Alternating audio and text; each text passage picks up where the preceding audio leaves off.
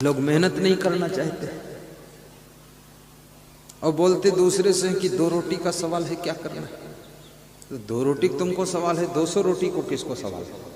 अगर यही बात मुकेश अंबानी सोचते, टाटा बिरला सोचते, यही बात महिंद्रा कंपनी वाला सोचता, आनंद महिंद्रा, तो 2 रोटी के लिए फिर थोड़ी कंपनी खोलता, उसको 2 रोटी मिल जाती।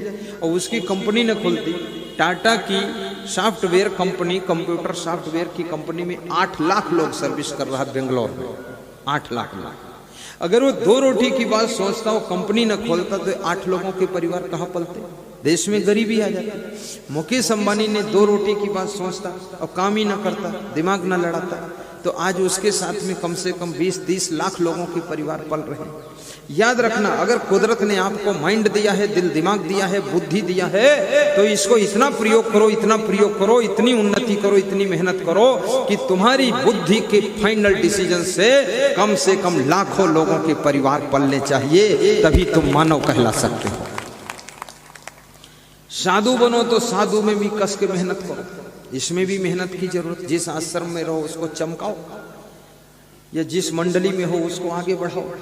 अब जिस मंडली में हो उसी मंडली को बिगाड़ रहे हो, वहीं पर उसी थाल में खाते उसी थाल को फोड़ रहे हो, उसी पत्तल में खाते उसी में छेद कर रहे हो। ये चंडाली क्यों नहीं छोड़ते हो? आश्रम को सत्यानाश क्यों मार रहे हो? आश्रम को खुराफात का केंद्र बना रहे हो? आश्रम में पाठ पूजा भी करो। कितने साधु ने तो पाठ पूजा बंद ही कर दिया है, और पाठ में बैठता है तो खाली बैठा रहता, मुंह से बोलता नहीं, और पाठ खत्म होने के बाद इतनी अंग्रेजी बोलता है कि सबको बेहोश कर देता है। बहुत बेअकली का काम करता है। पाठ नहीं करते, पूजा नहीं करते, ये क्यों नहीं करते हो? वहां चुप्पे बैठे क्यों हो? पाठ में ये भक्तों की रोटी खाते क्यों हो? क्यों साधु बने हो? वो बताया था मेरे को, अमेरिका का जगदीश भाई पटेल बोला था, कौन तुमको बोला था साधु बनो? तुम क्यों और राम रहीम वाला कांड हुआ जब, उस समय वो मेरे पास आया मध्य प्रदेश के सत्संग में, जलोदिया ज्ञान में, इंदौर जिले में, छत पे मेरे साथ परिक्रमा कर रहा था। आज जैसे भूपेंद्र भाई और राजन भाई मेरे साथ परिक्रमा करते थे, मैं छत पे चलता हूँ 1 घंटे तक, तो उसकी चर्चा चली, तो बोला ये राम रहीम से कौन बोला था तुम साधु बनो? जब तेरा मन कंट्रोल नहीं तो साधु क्यों बनता है? तू शादी कर, गृहस्थी बना।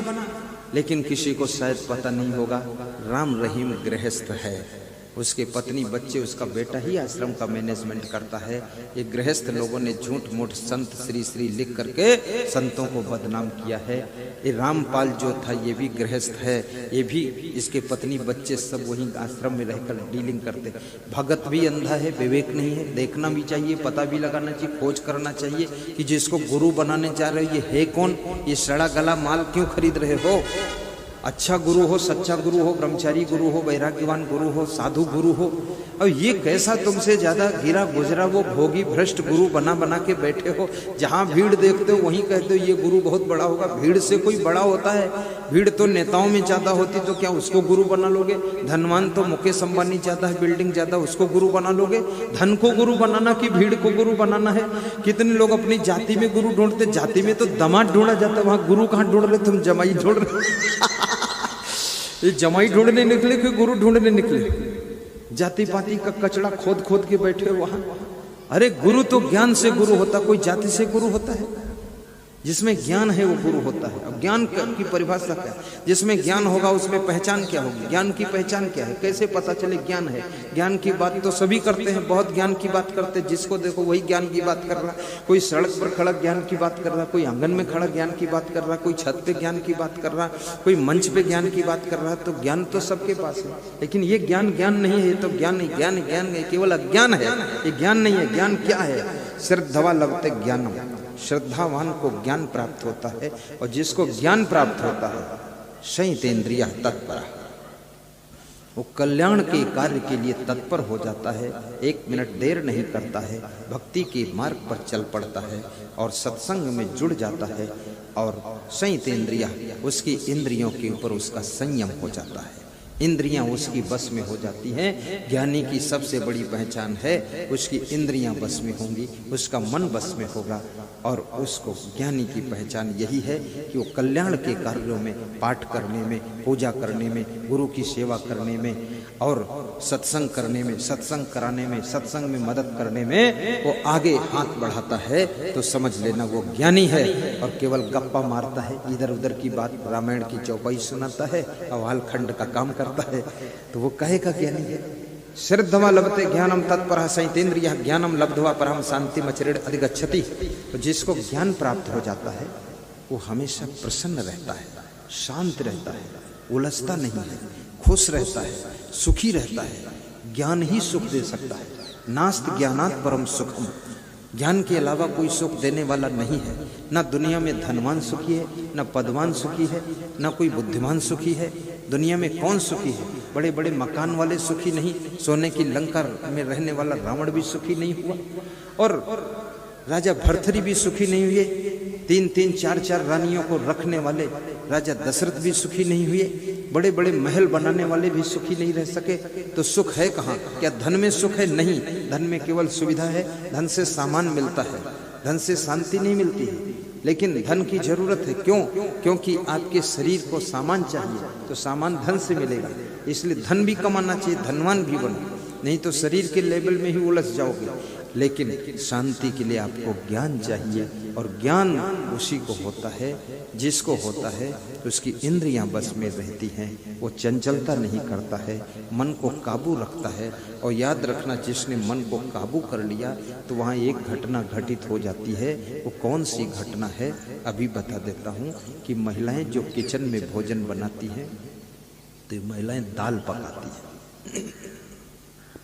जब ये कुकर में दाल पकाती है, 7-8 मिनट में, 10 मिनट में सीटी बज जाती है, दाल पक जाती है। दाल वही है, पानी वही है, चूल्हा वही है, महिला वही है, और सब वही है, गैस चूल्हा वही है। लेकिन जब भगोना में दाल पकाती हैं या पतीली में दाल पकाती हैं तो उसमें 1 घंटा में दाल पकती है। इसका कारण क्या है? रीजन क्या है? वजह क्या है? छोटी सी बात, सिंपल सी बात है। कुकर में स्टीम कंट्रोल है, इसलिए दाल 10 मिनट में पक जाती है। भगोना में स्टीम बाहर निकल रही है, उड़ रही है, इसलिए दाल 1 घंटे में पकती है। याद रखना, जब तुम अपने मन को कंट्रोल कर लेते हो तो तुम्हारी सुख शांति की दाल 10 मिनट में पक जाती है और सुख शांति तुमको मिल जाती है। और जब मन को कंट्रोल नहीं कर पाते, इधर उधर मन भागता है, तो तुम्हारी दाल तो 100 साल की जिंदगी में भी पकने वाली नहीं है, 100 साल की जिंदगी में शांति मिलने वाली नहीं। कितने लोगों को मैंने देखा, कहते हैं घर में भी शांति नहीं मिली, बद्रीनाथ गए वहाँ शांति नहीं मिली, केदारनाथ गए वहाँ भी शांति नहीं मिली, और बोले आश्रम में गए वहाँ शांति नहीं मिली, साधुओं के सत्संग में गए वहाँ भी शांति नहीं मिली। अरे इस चोट्टा को शांति कहाँ मिलेगी? कहीं नहीं मिलने वाली है। क्यों? क्योंकि प्रसाद बढ़ता है तो डबल ले लेता है, अपने पुराने चप्पल छोड़ के दूसरे नए चप्पल पहन कर चला जाता है। ऐसे चोट्टों को कहीं शांति मिलती है? दूसरे के चादर में नाक पोंछ देता है, अपनी चादर संभाल के रख लेता है, पुरानी चादर उधर छोड़ देता है, नई चादर चुरा के रख लेता है। ये चुट्टा को शांति मिलेगी? शांति तेरे दुष्कर्मों से नहीं मिल रही, तेरे गलत स्वभाव से नहीं मिल रही, तेरे दुष्चरित्र से नहीं मिल रही, तो शांति ढूंढ कर रहा। शांति किसी स्थान में होती है? बद्रीनाथ, केदारनाथ, जम्बूनाथ, पारकनाथ, बैजनाथ, कहीं भी चले जाओ, साईं बाबा के यहाँ चले जाओ, वहाँ क्या शांति रखी है? कहीं शांति नहीं रखी है। खूब भीड़ लगाओ साईं बाबा के यहाँ, जय हो साईं बाबा कहो, कोई और नया बाबा पैदा हो जाए उसका नाम जपो, खूब बाबा की कमी। हिंदुस्तान तो बाबा की कंपनी है, यहाँ इतने बाबा पैदा होते हैं, नए नए मॉडल के बाबा, मक्का मदीना और काबा जो देखो वो बाबा, पूरा बना हुआ है ढाबा। ये कैसा है बाबा? तो सारे बाबा के चक्कर में फंसो जा करके तुम, वहां शांति कहाँ मिलने वाली है? शांति जब मिलेगी, तुम जहां हो, इस करखड़ी के हाई स्कूल में भी शांति मिल सकती है, तुम्हारे घर में भी शांति मिल सकती है, गाड़ी के अंदर भी शांति मिल सकती है, गरीबी में भी शांति मिल सकती है, अमीरी में भी शांति मिल सकती है। और याद रखना, पैसा कम है तो भी शांति मिल सकती, ज्यादा है तो भी शांति मिल सकती, सड़क पर चलते चलते भी शांति मिल सकती है, कम मिल सकती है। शांति तभी मिलेगी जब आपका मन कंट्रोल होगा, इंद्रियां वश में होंगी, ज्ञान आपको पूर्ण होगा, विवेक जागृत होगा, तो शांति की सरिता बहेगी। तुम कहीं रहोगे, शांत रहोगे, प्रसन्न रहोगे, खुश रहोगे। अभी मैं जहां से सत्संग करके आया, वहां कितना श्रोता था? 25-30 हजार श्रोता बैठा हुआ था। ये जितना हाई स्कूल का मैदान है और ये बिल्डिंग है, इतना सब पूरा पंडाल ही लगा हुआ था। वहां विदाई में 3000 लोग इकट्ठे थे, और यहां मैं आया तो यहाँ इतना पंडाल लगा है जितना वहाँ नाश्ता में भी इससे 10 गुना ज्यादा। लेकिन हमको पंडाल से क्या लेना देना, भीड़ से क्या लेना देना, हमको तो लेना देना है आपके प्रेम से। तुम खुश हो तो हम खुश हैं। 20,000 आए लोग, चाहे 20 लोग आए। आज उम्मेद भाई का फोन गया, बोले 15 मिनट लेट आना। बिनू भाई ने कहा 15 मिनट लेट। मैंने कहा क्यों लेट जाऊं, तुरंत चलूंगा, मैं रेडी था। हमने कहा बात कराओ, क्यों लेट कर रहे हैं। तो बात हुई तो बोले कि अभी यहाँ कोई आया नहीं है।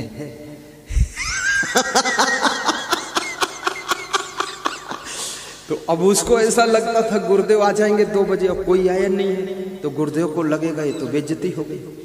अरे कोई आए चाहे ना आए उससे क्या लेना देना, हमको तो आना चाहिए टाइम पर ना। तो फिर मैं उसका पावरफुल आदमी उम्मेद भाई बात मान गया, 15 मिनट रुक गया, देर में आया नहीं। मैं तो कभी कभी ऐसे गोंडा में सत्संग था, मैं राइट टाइम पहुंचा, 3 मिनट बिफोर। कोई नहीं था पंडाल, केवल हम थे, हमारे साधु थे। आनंद करो। और हमारा साधु बहुत खुश था। वो साधु बहुत खुश था, मन संचालक, बहुत टाइट आदमी है, निरीक्षक इंस्पेक्टर है हमारी जमात का। वो खुश हो गए, मुस्कुरा दिया। 3-4 मिनट बिफोर आए, कोई नहीं था। और ज्यों ही मंच पर मैं बैठा 500 लोग आ गए। आंख बंद करके मंत्र बोला, 5000 लोग आ गए। प्रवचन प्रारंभ किया, 10,000 लोग बैठ गए। तो हमने कहा जय बजरंगबली, हमको तो आना चाहिए टाइम पर। लेकिन क्या है, हम नहीं देखते हैं कि पंडाल कितना बड़ा है, हम ये भी नहीं देखते हैं कि भीड़ कितनी बड़ी है।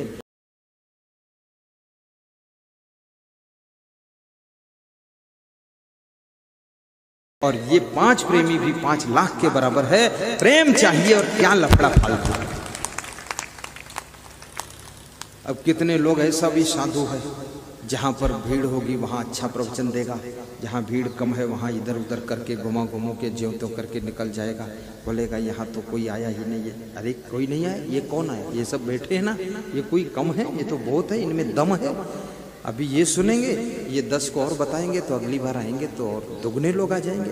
और कोई नहीं भी आएगा, कम भी आएंगे, तो इससे फर्क क्या पड़ रहा है, इसमें मेरे को क्या प्रॉब्लम है, कौन परेशानी। मैं तो खुश होकर ही सत्संग करूंगा भाई, इसमें गलती किसकी है। 60-70 गांवों में प्रचार हुआ है, पोस्टर चिपकाए हैं, सब सूचना हो गई है, लोग नहीं आ पाए हैं। तो क्यों नहीं आ पाए, उसके कारण है।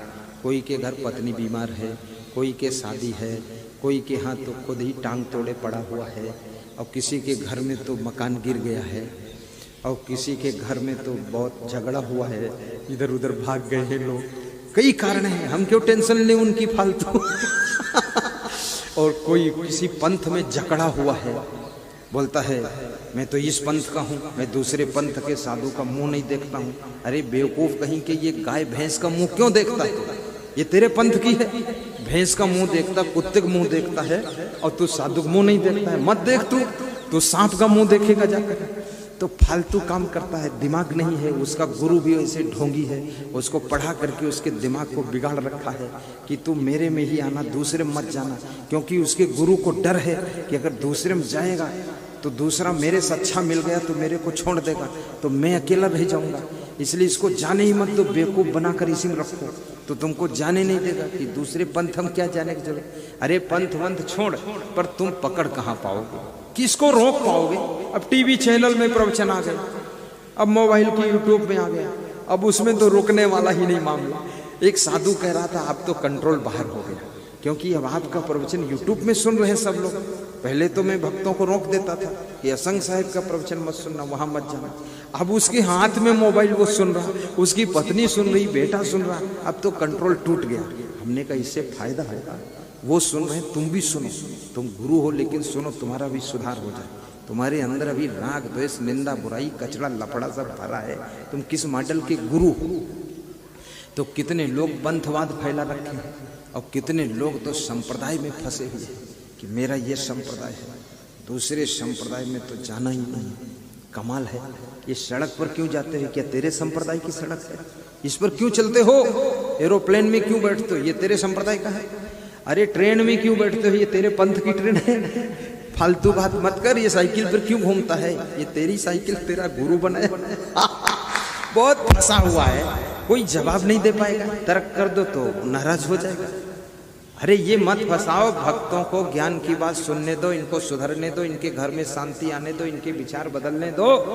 ये कोई मत बंद को पार्टी मत बनाइए और कोई भी संप्रदाय को आप अपना ग्रुप मत बनाइए। भक्तों को सत्संग के लिए जहां उनको अच्छा लगे वहां से सुधार करने दो, अपना कल्याण करने दो। इधर उधर फंसाने की क्या जरूरत है। तो बहुत से लोग इस कारण भी नहीं आ पाए और बहुत से लोग इस कारण भी नहीं आए कि आना ही नहीं चाहते थे इसलिए नहीं आ पाए। बहुत से लोग दारू पीता है तो शर्म के कारण नहीं आ पाया है। और बहुत सा आदमी ऐसा है ना, सत्संग को जानता ही नहीं होता क्या है। वो पहली बार देखता सुखद सत्संग, अगर उसमें लिख देते ना भागवत कथा तो फिर दौड़ कर आ जाते, बोले भागवत से तो भाग्य उदय ही हो जाएगा। चलो भागवत में, भागवत सुनने से राजा परीक्षित तर गया तो अपन क्या बचेंगे, अपन भी तर जाएंगे। सुन लो तो 9 दिन बैठे मुंडी हिलाते भागवत सुनते रहेंगे। अब मैंने लिख दिया सुखद सत्संग, एक नया आइटम डाल दिया सुखद सत्संग। अब इधर गुजरात में लोगों को पता नहीं है भाई सुखद सत्संग क्या होता है। तो ये भागवत वाले लोग, ये राम कथा वाले लोग, ये तो फंसने वाले नहीं। लेकिन बड़ा जालिया बनो तो ऐसा लिख दो कि राम कथा, भागवत कथा और बीजक कथा और सभी कथाओं का निचोड़ कथा। ऐसा कथाकार आया है, सब कथाओं का निचोड़ दे देता है तो सारे लोग इकट्ठे हो जाए। पर वो लिख दूं तो कबीरपंथी तलवार लेकर निकल पड़ेगा कि तुम ये लफड़ा क्यों लिखते हो, ये तुम एक बात लिखो तो उधर वो भी खतरा हो जाएगा। तो सारे खतरों के बीच में बच के रहना है। और जो आए हैं वो बहुत है, मैं खुश हूँ, मैं संतुष्ट हूँ, सब लोग खुश रहना। इतनी संख्या बहुत है, कम नहीं है। इतने लोगों का परिवर्तन हो जाए और इतने लोगों को शांति मिल जाए, ये बहुत बड़ी उपलब्धि है। याद रखना भाइयों बहनों, एक चिराग अगर तुम्हारे घर में जल जाए तो सभी बुझे हुए चिराग उससे टच करके जलाए जा सकते हैं। अगर इतने ये जो 1000 लोग आए हैं इनकी चेतना जागृत हो जाए माया मोह की नींद से, तो ये माया मोह की नींद में सोई हुई जगत को जगाने में पूरी मदद कर सकेंगे और सभी बुझे हुए चिराग को जलाने में इनकी बहुत बड़ी मदद रहेगी। इसलिए कभी ये सोचना ही नहीं, साहिब सीधे बैठो। अब थोड़ा भजन भी गाओ, भजन बोल देता है बाबा, बोलो तुम भी थक जाओगे कुछ। सुखी करता बन के दुख हरता बन के चले आना प्रभु जी चले आना। सुख हरता बन के दुख हरता बन के चले आना गुरु जी चले आना। सुख करता बन के दुख हरता बन सब गाइए चले आना। नींद लगे तो सोइए, चले आना। मजबूत कुर्सी पे बैठ के सोइए, कुर्सी भी टूटेगी। के दुख हरता बन के चले आना प्रभु जी चले आना। तुम्हें कबीर रूप में आना, तुम कबीर रूप में आना। ज्ञान साथ लेके ध्यान साथ लेके चले आना। बहुत सुंदर, जोर से। गुरु जी चले आना। ध्यान साथ लेके ध्यान साथ लेके चले आना गुरु जी चले आना। सुख करता बन के दुख हरता बन के चले आना प्रभु जी चले आना। दोहराओ उसी को। जल पीने दो, बन के बंद मत करो। हरता बन के चले आना गुरु जी चले आना। तुम कबीर रूप में आना। बहुत सुंदर। तुम कबीर रूप में आना। ज्ञान साथ लेके ध्यान साथ लेके चले आना प्रभु जी चले आना। ज्ञान साथ लेके ध्यान साथ लेके चले आना। आज विद्यार्थियों के लिए भी सुनो। चले आना। तुम्हें क्षमा रूप में आना, तुम्हें क्षमा रूप में आना। भक्ति साथ लेके शक्ति साथ लेके चले आना, गुरु जी चले आना। भक्ति साथ लेके शक्ति साथ लेके चले आना, गुरु जी चले आना। सुख करता बन के दुख हरता बन के चले आना, गुरु जी चले आना। सुख करता बन के दुख हरता बन के चले आना, प्रभु जी चले आना। बोलिए सद्गुरु भगवान की जय।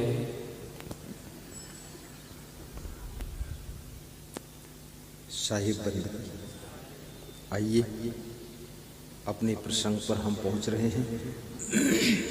महात्मा विदुर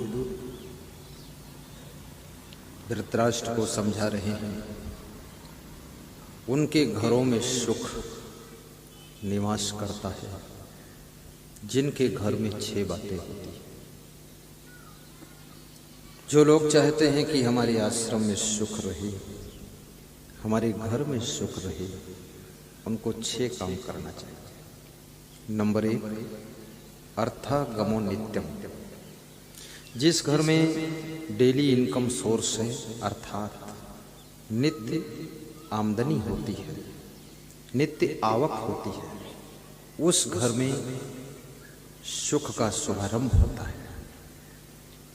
इसलिए कृपया ऐसी योग्यता हासिल कीजिए, ऐसा कार्य कीजिए, ऐसा सिस्टम सेटअप कीजिए, ऐसा डिसीजन लीजिए, ऐसा एक्शन कीजिए जो कि आपके घर में, आपके आश्रम में डेली इनकम सोर्स होना चाहिए।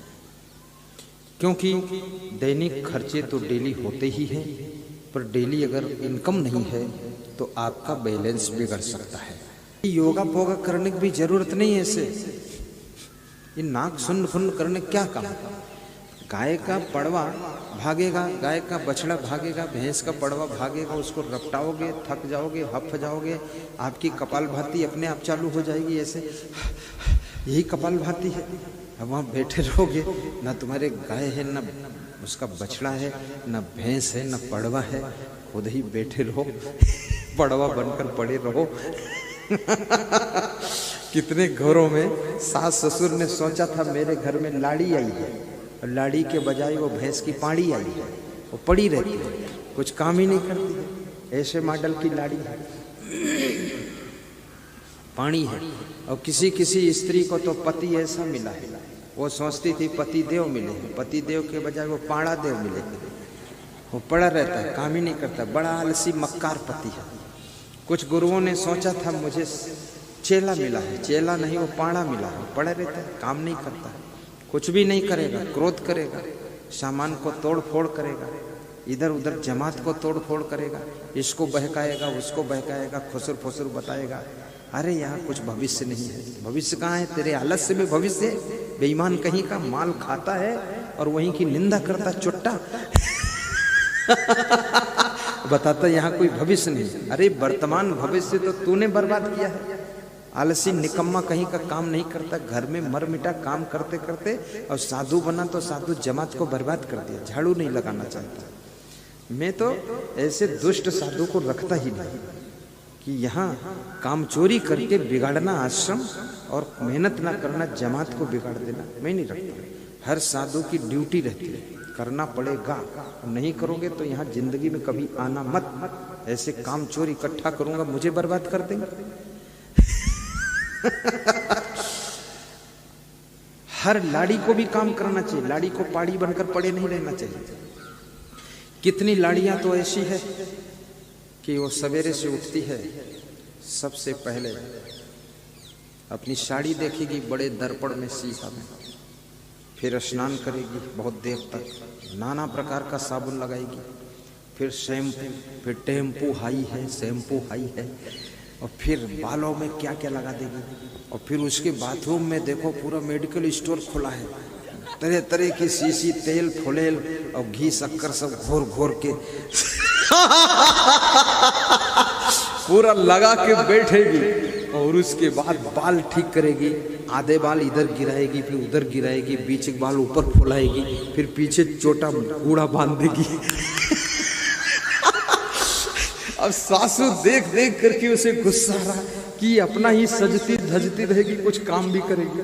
फिर ओंठ में रंग, बालों में रंग, नाखून में रंग, पैरों में रंग, हाथों में रंग, रंग में रंग, पूरा परिवार तंग, काम करना नहीं। हाँ, इतना रंग लगाएगी और फिर ऐसा कपड़ा पहनेगी, उसको देखकर कोई काम बता भी नहीं सकता, वो काम कर भी नहीं सकती, क्योंकि वो काम करेगी तो उसका कपड़ा सब लथर पथर हो जाएगा। अरे लांग बांध ले, काम कर, फालतू नाटक मत कर। यहाँ हीरो हीरोइन की जरूरत नहीं है, यहाँ मेहनत कर, तेरा घर है ये नरक हो जाएगा। फालतू मच सज धज, तुझे कोई देखने वाला नहीं है, ना कोई आकर्षित होने वाला है। तेरा पति तक आकर्षित नहीं है तो उससे वो भी दुखी है, और तू दूसरे क्या आकर्षित करने के लिए फैशन बनाकर चलती है। और ये क्या है, पैंट फटी पहन करके। एक आज लड़का मेरे पास आए, वो 4-5 जगह उसकी पैंट फटी थी। मैंने कहा तेरी पैंट फट गई, दूसरी बदल। तो दूसरे ने बताया ये तो फैशन चलता है। हमने कहा अरे फटा पहनता, चल अच्छी पैंट पहन। अब वो फटी पैंट पहन के घूम रहा है, ये किसको दिखा रहा तू? अरे तेरे को इसमें 4-5 छेद कर रखा पैंट में, पेंट निकाल ही देना तो पूरा ही दिखता रहे, चल जा नंगा हो जाए बैल कहीं का। ये सब ये लफड़ा क्यों पालते हो? तू बड़ा सुंदर है, पेंट फटे करके टोकट नोच नोच कर, उससे तो अच्छा लगना चाहता। मैं कोई कपड़ा फटा नहीं पहनता, हमेशा एक जैसा कपड़ा पहनता, कोई फैशन नहीं बदलता। मुझे देखने के लिए 13 करोड़ लोग यूट्यूब में देखते हैं, 20 करोड़ लोग टीवी में देखते हैं, और करोड़ों लोग रूबरू हूबहू देखना चाहते हैं। कि अभी एक वापी से भक्त आए हमारे श्री मनोज भाई और उसकी पत्नी गुड़ी, क्या नाम? गुड्डी क्या नाम है? गुड्डी भाई, वो बता रही थी मेरे यहाँ से फोन आ रहा है कि तुमने असंग देव को देख लिया है, हूबहू देख लिया है, उनके पास में बैठे हो? बोले हाँ बैठी हूँ। ये लोग फोन देखो बात। अब इतने लोग, कोई फैशन नहीं, ना फटी पैंट पहनता, ना कटी पैंट पहनता, ना प्रेस कराता। ये कभी प्रेस लोहा नहीं कराता स्त्री इस पर, ऐसे अब्बड़ झब्बड़ लब्बड़। अरे साफ सुथरा पहन लो, इसमें क्या दिखाना है? किसको देखने का वक्त है तुम्हारे हाथ पांव? किसको देखने का टाइम है तुम्हारा मुंह? अपना मुंह तो देखने का टाइम नहीं है लोगों को, और तुम अपना मुंह बना के घूम रहे हो कि मेरा मुंह देख लो। तेरा मुंह कौन देखेगा? मुंह देखने की छुट्टी का लोगों को अपनी पत्नी का मुंह देखने की फुर्सत नहीं है, अपना मुंह देखने का टाइम नहीं है, और तुम मुंह बना बना के 2-2 घंटे मुंह ठीक कर रहे हो। ये कौन तेरा मुंह देखेगा? मुंह मत ठीक कर, मन को ठीक कर, और घर को ठीक कर, परिवार को ठीक कर, सामान को ठीक कर, व्यवस्था को ठीक कर, और सब ठीक हो जाएगा तो तेरी जिंदगी में सुख शांति आएगी, तेरी उन्नति हो जाएगी। ये फैशन के चक्कर में भी मत पड़। अब इसका मतलब ये भी नहीं कि उल्लुल जुल्लुल कपड़ा पहनो, ठीक ठाक पहन लो, मीडियम रहो, मध्यम रहो, अलवा जलवा भी मत पहनो, लेकिन बहुत फैशन में सजने धजने में भी टाइम बर्बाद मत करो, अपनी बुद्धि को उसमें खर्च मत करो। आप मुकेश अंबानी के कपड़े देखिए कैसा पहनता है, ऐसे डाल लेता है, कोई बात नहीं है। अभी हमारे यहाँ एक कमिश्नर आया था, ऐसे सामान्य पैंट शर्ट पहन कर आ गया। मैंने कहा कमिश्नर साहब थोड़ा ठीक ठाक पहनो कपड़े। बोले ठीक ठाक क्या पहनना है गुरुदेव, सब बेकार ही है, कोई शांति वाला काम है नहीं, इसलिए सामान्य कपड़े पहनता हूँ, थोड़ा पैसा बचाता हूँ, दान वान करता हूँ, बहुत लोगों को जरूरत है देता हूँ, और बाकी जिंदगी सुखी है ज्ञान से। जिंदगी ज्ञान से सुखी होगी, ये फैशन से सुखी नहीं होगी। और मैं विद्यार्थियों से भी कहना चाहता हूँ कि आप विद्यार्थियों के लिए 8 चीजें खतरनाक होती हैं। माता पिता लोग यहाँ बैठे हुए हैं और स्टूडेंट भी बैठे हुए हैं, ध्यान देना। कामम क्रोधम तथा लोभम स्वदम श्रृंगार कौतुके अति निद्रा अति सेवा विद्यार्थी ही अष्ट वर्जेत।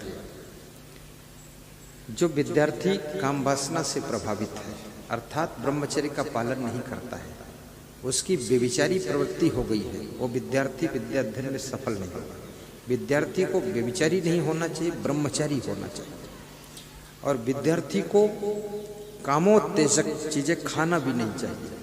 अपने काम वासना को कंट्रोल भी रखना चाहिए और विद्यार्थी को क्रोध नहीं करना चाहिए। जिस विद्यार्थी को गुस्सा बहुत आती है वो विद्यार्थी विद्या अध्ययन में असफल होता है, क्योंकि क्रोध करने से बुद्धि का स्मरण कम हो जाता है, क्रोध करने से प्रसन्नता खत्म हो जाती है। और जिसके पास प्रसन्नता नहीं है, मन में शांति नहीं है, उसकी स्मरण शक्ति कम हो जाती है, मेमोरी पावर कमजोर पड़ जाता है, मेमोरी वीक हो जाती है। ये जो मेरा मेमोरी इतना स्ट्रांग है, लाखों लोगों के नाम याद है, कैसे याद है? सीधी सी बात है, खुश रहता हूँ, हंसता हूँ, इसलिए मेमोरी है। ज्यादा गुस्सा करूं, क्रोध में रहूं तो खोपड़ी बचेगी, मेमोरी निकल कर बाहर हो जाएगी। इसलिए तुमको भी बताता हूं, हंसा करो, खुश रहा करो, गुस्सा मत रहा करो, तो निश्चित आपकी मेमोरी स्ट्रांग हो जाएगी, स्मरण शक्ति बढ़ जाएगी, याद शक्ति बढ़ जाएगी। तो विद्यार्थी को गुस्सा नहीं करना चाहिए, सहन शक्ति रखना चाहिए। लोभम, विद्यार्थी को लोभ नहीं करना चाहिए। लोभ में पढ़कर किसी का पेन चुराना, मोबाइल चुराना, चप्पल चुराना, कॉपी चुरा लेना, ये चोट्टा नहीं बनना चाहिए। क्योंकि आप जब चोरी करोगे लोभ में पढ़ करके, तो आपको टेंशन रहेगी कि कहीं पकड़े गए तो क्या होगा। और जिसको टेंशन है उसकी स्मरण शक्ति घट जाती है। ये लोग कहते हैं कि हमारी स्मरण शक्ति बचपन में अच्छी थी, जवानी में कम हो गई, बुढ़ापे में खत्म हो गई। क्यों हो गई, कैसे हुई? उसका टेंशन का कारण है। टेंशन में रहने वाले लोगों का स्मरण कम हो जाता है। विशाल देव की स्मरण शक्ति 92 साल की उम्र में भी स्ट्रांग थी। क्यों स्ट्रांग थी? क्योंकि उनको टेंशन नहीं थी। इसलिए टेंशन में मत रहो, क्योंकि दुनिया का सिस्टम ऐसे ही चलता है। इसको ये मत समझना कि मैं ही चला रहा हूँ। तुम्हारा घर तुम अकेले नहीं चला रहे हो, तुम्हारा घर भी तुम्हारे घर के सभी लोग चला रहे हैं। तुम्हारा आश्रम तुम अकेले नहीं चला रहे हो, उस आश्रम को सभी संत भी चला रहे हैं। और तुम्हारी पार्टी को अकेले तुम ही नहीं चला रहे हो, तुम्हारी पार्टी के सभी छोटे बड़े नेताओं का योगदान है, तभी वो चल रही है। और याद रखना, सबके सहयोग से ही सब विकास होता है, अकेले से कुछ होता नहीं है। इसलिए ज़्यादा आपा धापा मत करो, हैरान मत हो। तुम भी मेहनत करो, सब मेहनत करेंगे, विकास होगा। हमारे साथ में जितने संत हैं सबका योगदान है। मैं थोड़े कर रहा हूँ, मैं तो सबसे कम करता हूँ। सबसे आराम और सुख में मैं ही हूँ। मेरे से ज़्यादा तो सभी संत मेहनत करते हैं, फिक्र करते हैं, और सभी संतों के ऊपर जिम्मेदारी है। सबसे ज़्यादा फ्री मैं ही हूँ, सबसे ज़्यादा। और फिर टेंशन क्यों करूँ? चिंता करने क्या जरूरत? आप भी चिंता मत कीजिए। अपने बेटे की चिंता मत करो, बेटी की चिंता मत करो। देखो, आप विचार करो, धीरू भाई अंबानी एक गरीब घर में पैदा हुए थे। उनके माता पिता सोचते थे कि बेटे का क्या होगा, इतनी गरीबी, हम मजदूरी करते हैं। लेकिन बेटा ऐसा हुआ जिसने पूरे वर्ल्ड के अंदर नाम कमाया, इतना बड़ा रिलायंस सिस्टम तैयार किया और इतनी बड़ी उन्नति किया।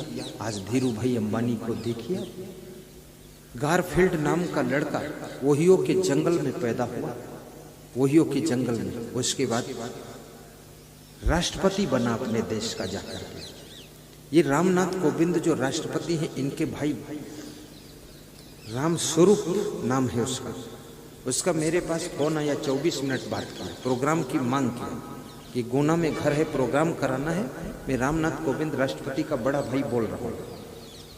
तो मैंने कहा तुम्हारी हमारे से पहचान कैसे हुई? बोले राष्ट्रपति के साथ में आपका प्रवचन भोपाल में था, वहाँ से पहचान हुई और टीवी में सुनता हूँ, यूट्यूब में देखता हूँ। राष्ट्रपति जी ने कहा उनको बुलाओ, उनका सत्संग कराओ। अब वो मांग किया है। कैसे मांग किया है? वो राष्ट्रपति बोले मैं इतना गरीब था, राष्ट्रपति भी गरीब था, बिल्कुल गरीबी हालत में ये सब रहे हैं। आज वो बच्चा राष्ट्रपति बन गया। माँ बाप कभी राष्ट्रपति नहीं बन पाए, लेकिन उनका गरीब बेटा राष्ट्रपति बना और माँ बाप की भी गरीबी खत्म हो गई और सब परिवार का नाम हो गया। याद रखना, तुम्हारे बेटे की किस्मत में क्या है, तुम्हारे भाग्य में क्या है, तुमको भी पता नहीं है। बेटे की किस्मत ऐसी चमकेगी कि तुम जिंदगी में सोचे नहीं होगे वो क्या करेगा। क्या मेरे माँ बाप ने सोचा था कि मेरा बेटा इतना ऐसा संत बनेगा? कोई नहीं। मेरे गुरु ने भी नहीं सोचा था, मैं भी नहीं सोचा था। मैं तो इतने ही सोचा था साधु बन जाऊंगा, बस पाठ पूजा करूंगा, बात खत्म। ये प्रवचन वचन का लफड़ा तो सोचा ही नहीं था। ये गाड़ी घोड़ा आश्रम फाश्रम कुछ नहीं, बस ऐसे शांति से रहूंगा। उसके बाद जो प्रारब्ध है, भाग्य है, कर्म है वो सब आगे आगे व्यवस्था बनाता चला जाता है।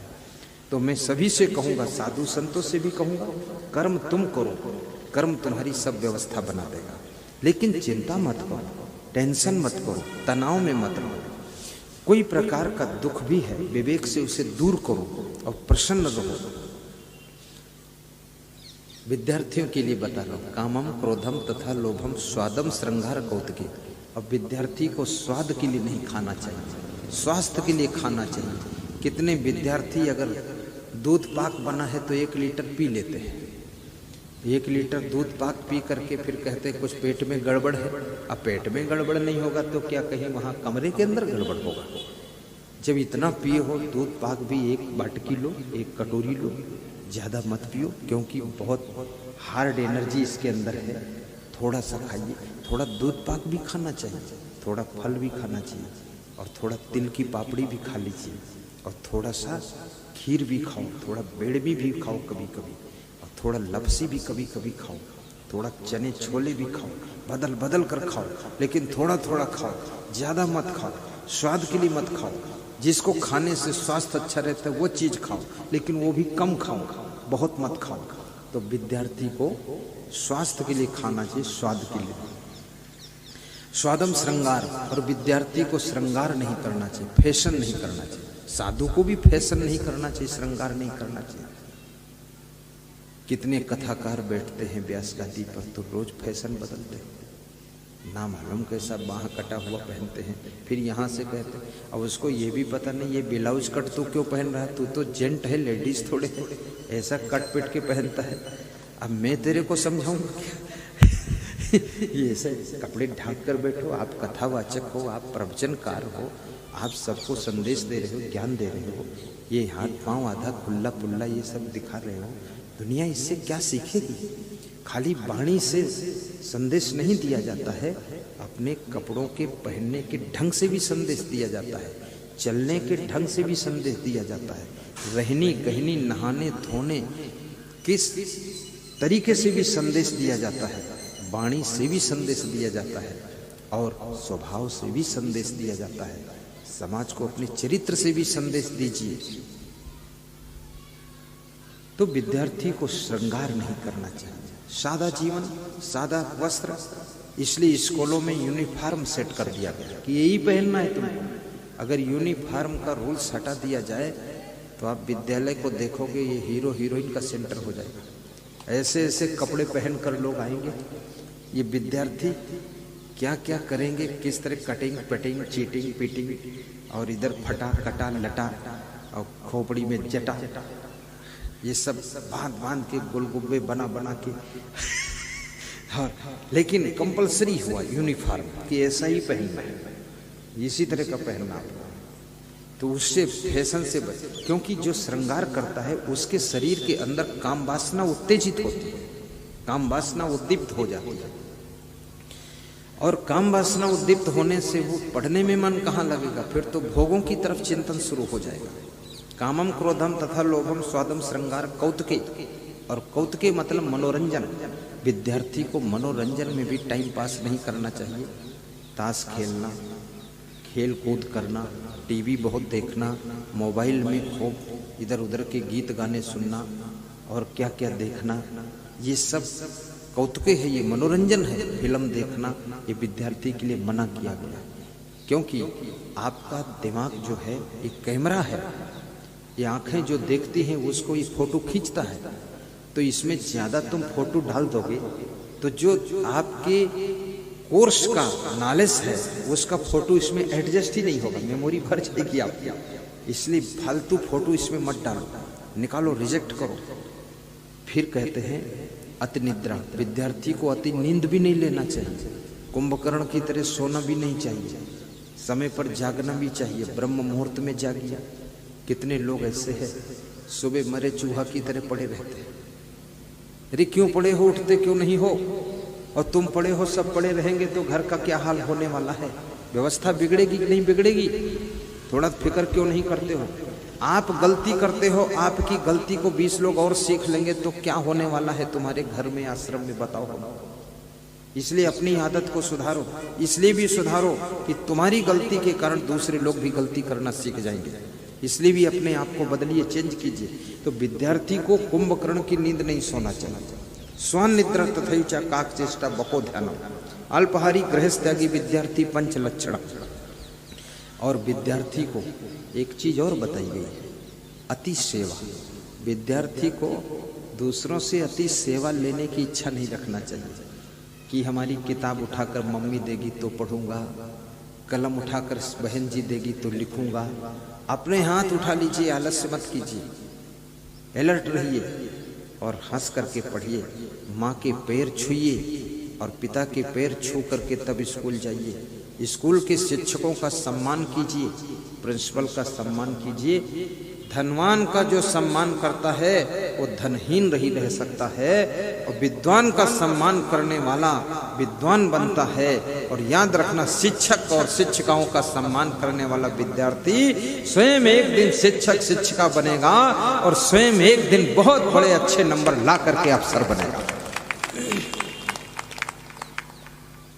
इस सम्मान और अपमान भी बहुत बड़ी चीज है। यदि आप संत का सम्मान करते हो ना, तो आपके अंदर साधुता के गुण विकसित होना शुरू हो जाएंगे। और संत का अपमान करते हो तो आपके अंदर जो है राक्षसी अवगुण पैदा होना शुरू हो जाएगा। सज्जनों का सम्मान की, माता पिता का सम्मान करते हो तो आप माता पिता से भी ज्यादा योग्य बनने की तैयारी कर रहे हैं, उनका आशीर्वाद मिल रहा है। माता पिता का भी आदर कीजिए। घड़ी कह रही है सत्संग को विराम की ओर ले जाइए। आइए, ये 8 चीजें विद्यार्थियों के लिए वर्जित बताई गई हैं। विद्यार्थी ध्यान से बैठे, कोई उठना नहीं, भागना नहीं, सुनते रहिए, आपका ही इसमें विकास होगा। और आज श्रोताओं को बहुत सी बातें सुनाई गई हैं।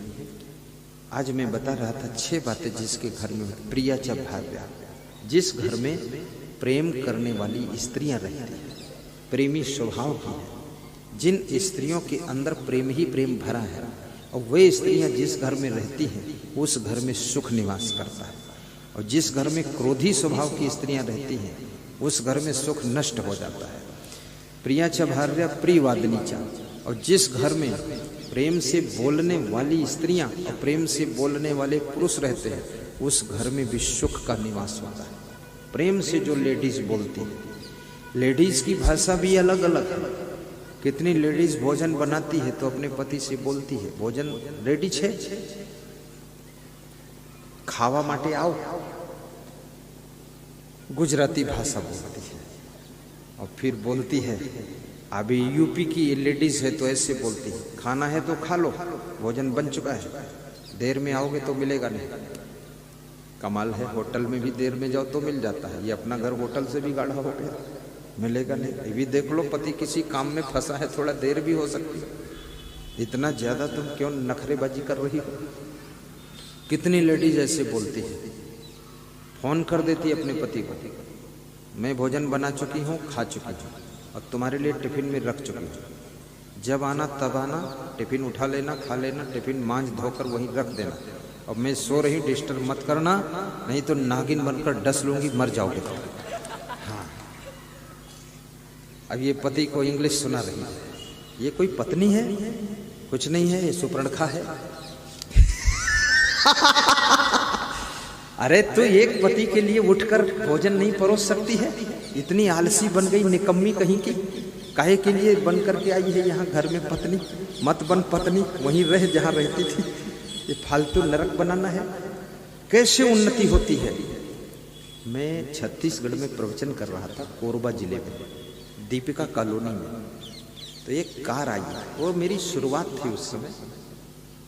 तो कार से एक लेडीज और एक जेंट उतरा, प्रणाम करना चाहते थे, और मैं अपनी गाड़ी में बैठने जा रहा था, व्यास गादी पर जा रहा था, मेरे को देर हो रही थी। तो किसी ने कहा थोड़ा रुक जाइए, प्रणाम करेंगे। मैंने कहा अब वहीं आकर प्रणाम करें, व्यास गादी पर, यहाँ प्रणाम बंद। अरे बोले बहुत बड़े आदमी हैं। तो हमने कहा बड़े आदमी है तो वहाँ नहीं आ सकते? तो वो जो लेडीज थी उसने कहा 1 मिनट सुनो तो। बोले मेरा पति मुख्य अतिथि है आपके कार्यक्रम में, अब ये जितना कोयला खदान है इसका मेरा पति ही मालिक है, और ये आपके जो भक्त सत्संग करा रहे ये मेरे कर्मचारी है, और मैं यहाँ मिलने आई हूँ, मैं कबीरपंथी हूँ, और मेरा पति राधा स्वामी का भक्त है, और मैं कबीरपंथी हूँ। तो ड्राइवर लेकर आई हूँ, और इसलिए आई है कि आपको बताना चाहती हूँ, कंठी दिखाना चाहती हूँ, तुम्हारा कंठी है मेरे पास, कबीरपंथी हूँ, तुम्हारे कबीर के गुरु ने दिया है, कबीर के संत ने। हमने कहा ठीक है। बोले पूरा 2-4 हजार ट्रक चल रहा है कोयला के लिए हमारा, बहुत बड़ा सिस्टम है, लेकिन मैं वहाँ आऊँगी तो मेरे पति को अच्छा नहीं लगेगा, वो मुख्य अतिथि है, मैं उसमें घुसड़ के बैठना नहीं चाहती, इसलिए दर्शन यहाँ करने आई हूँ। मैंने कहा ठीक है। तो फिर मैंने कहा अगले दिन आना, बात करने में ज़्यादा टाइम लगे। तो फिर वो आई अगले दिन। तो मैंने कहा तुम्हारी उन्नति हुई कैसे ऐसे? तो उसने कहा मेरे पति यहाँ पर 400 रुपये महीने की नौकरी करते थे, सुनना बात ध्यान से, इसी कोयला खदान में। लेकिन मेरा पति धीरे धीरे काम करते करते कभी कभी रात को 3 बजे वो ट्रेन पकड़ता था कोरबा से दिल्ली के लिए, कुछ परमिशन कराने के लिए जाता था। तो मैं 3 बजे ट्रेन पकड़ता था, तो मैं 2 बजे उठ करके ताज़ा भोजन बनाकर, पराठे बनाकर, सब्जी बनाकर, टिफिन पैक करके और पति को स्नान कराकर और उसको विदा कर देती थी। बाद को उसके कपड़े धोती थी और सफाई करती थी। मैंने कभी ऐसा नहीं किया कि मेरा पति बासी भोजन खाए या अपने आप चला जाए, हम सोती रहें, और या कि हम पति से गुस्सा करें, कभी नहीं किया। तो गुरुदेव 400 रुपये महीने की नौकरी करने वाला पति धीरे धीरे इतना बड़ा कॉन्ट्रैक्टर हुआ है कि हजारों ट्रक चल रहे हैं और 20,000 लोग नौकरी कर रहे हैं हमारे अंडर में, और इतना धन है कुछ पूछो मत। अब ये कहाँ से धन आया? तुलसीदास को याद करना पड़ेगा, जहाँ सुमति तहाँ संपत्ति नाना, और जहाँ कुमति तहाँ विपत्ति निधान। हर वाइफ को चाहिए कि अपने पति को रिसीव कर ले, जब आए तो रिसीव कीजिए और इतना शब्द कहिए आइए पधारिए, आपका इंतजार है। उनके लिए थोड़ा जागिए, और करना क्या है जिंदगी में, थोड़ा नींद ज्यादा आएगी, दिन में 1 घंटे सो लेना, लेकिन इस कार्य को एडजस्ट कीजिए। और जिस स्त्री का पति खुश है और जिस पति की पत्नी खुश है, उसके घर में सुख शांति और संपत्ति की कमी नहीं रहती है। जहाँ आपस में तकरार है, आपस में दरार है, आपस में दीवार है, वहां पर याद रखना ना सुख रहेगा, ना शांति रहेगी, ना संपत्ति रहेगी, वहां दरिद्र आकर के डेरा डालेगा। इसलिए आपस में सुमत बनाना।